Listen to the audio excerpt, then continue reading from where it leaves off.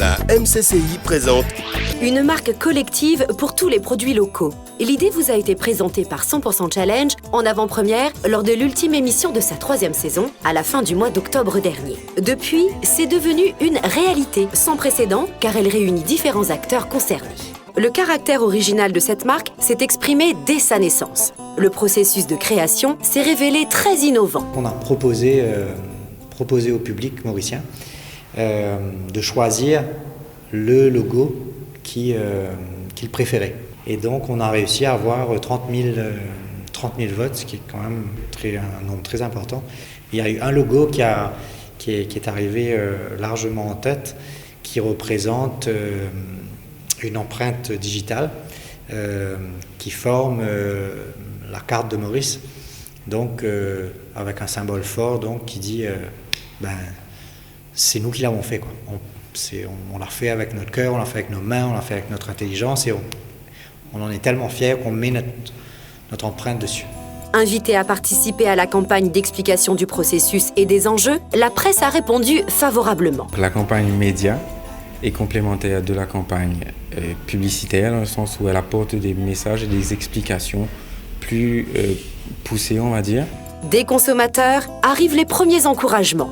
L'avantage qu'il y a est qu'un produit made in Maurice. Il y a l'avantage handicapable, premièrement, il peut créer travail pour les Mauriciens. Deuxièmement, l'aspect environnemental et le transport par rapport à un produit qui est importé.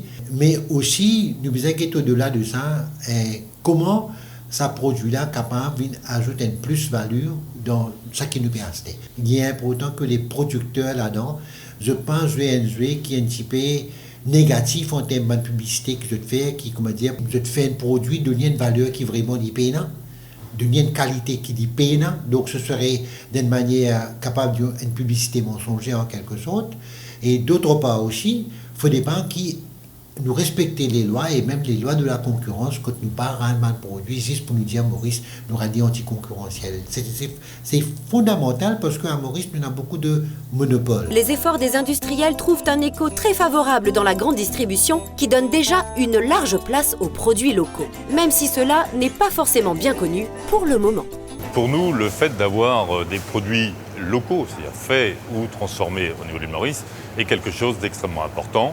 D'abord en termes d'offres pour les consommateurs et ensuite de ça en termes d'activité économique et d'emploi. Les magasins de Jumbo Espar sont très impliqués dans cette démarche de création de marques collectives, que le consommateur puisse s'approprier cette marque collective de manière à participer au développement économique de l'île.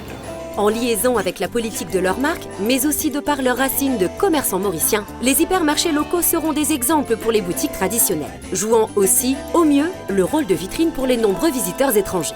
À Super U, notre politique est de toujours être à l'écoute des producteurs locaux. C'est une de nos valeurs fortes.